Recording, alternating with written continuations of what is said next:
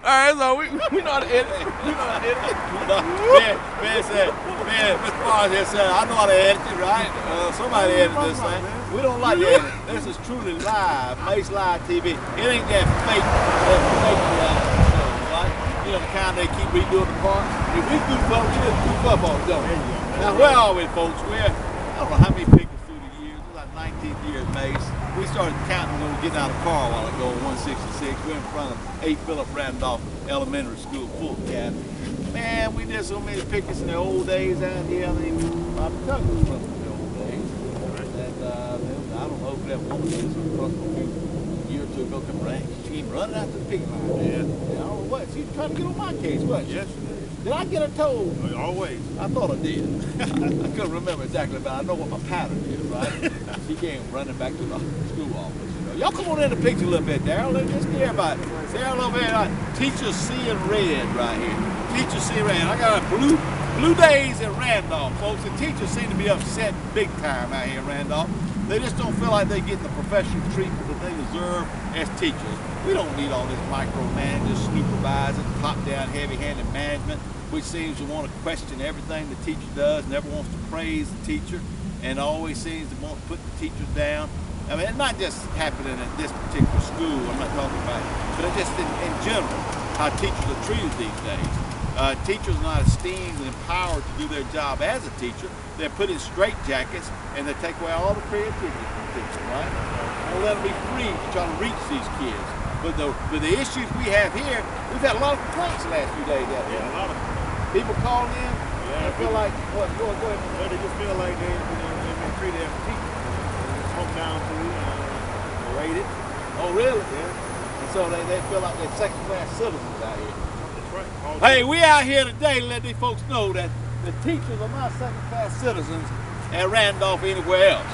And MACE ain't gonna put up this kind of stuff. Now we got a young guy right here, and Greg, this is his leadership. It says inspiration, not intimidation. This is his baptismal picket. He says he's an initiate today in the picket line. And I grew up around these parts, didn't you? Grew up over in Atlanta over here.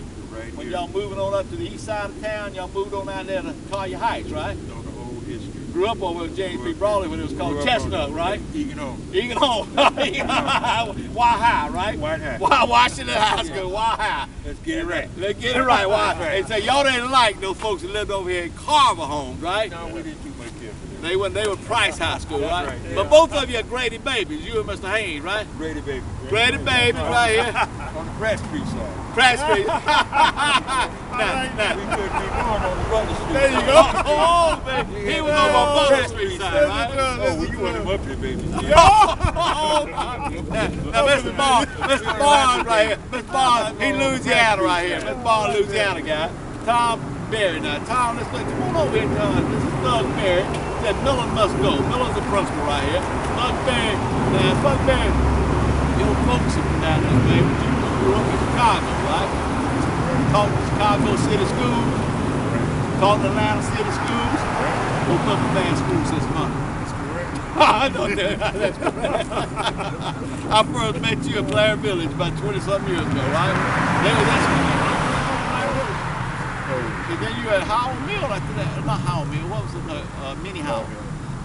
Did you teach at Mini Howell too? Nope. Just Blair Village the whole time? Blair Village. Blair Village. And Mr. Plenty over here. Our field director right here. Teachers are seeing red out here. This young guy right here, he's been living in Atlanta for years and years. Big fan of high school football. Tucker Tigers, I believe, right? Exactly. That's your team, Tucker Tigers over Cass County. Undefeated. Undefeated Tucker. I saw him play. Who was like King, right? Yeah. And they who's back in the he looked good, didn't he? That 265-pound fullback King, right? But they won at the end of the game. I saw him play Stevenson last night too. They won that at the end of the game. 2 touchdowns in 30-something seconds, right? Stevenson threw a long Hail Mary. Everybody thought they were going to win the game, right? Tucker came down at like 5 seconds left, right? Another Hail Mary. And they were ranked 1 and 2 in the state. Tucker maintained #1 rank. Last two man, New York City guy right here, folks. Actually, were you born in the city of there?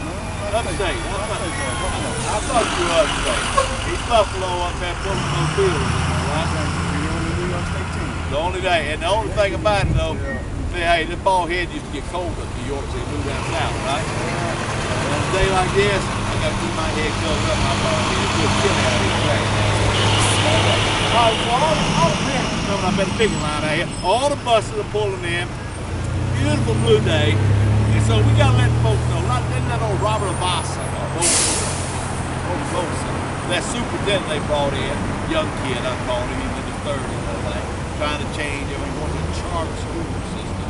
Oh, yeah, charter school system. Anyway, little Bosa, superintendent, we hope that he learns about this ticket. And usually they always do, folks. They're on the phone to the central office, or the central office calls over there. What's going on? They says MACE out there. The parents are all concerned what's going on. Because these are beautiful color signs, right? Blue days at Randolph. And you know what's the ironic thing about this? Phillip Randolph headed up the union, I believe, for the Pullman, the porters, the railroad business years ago.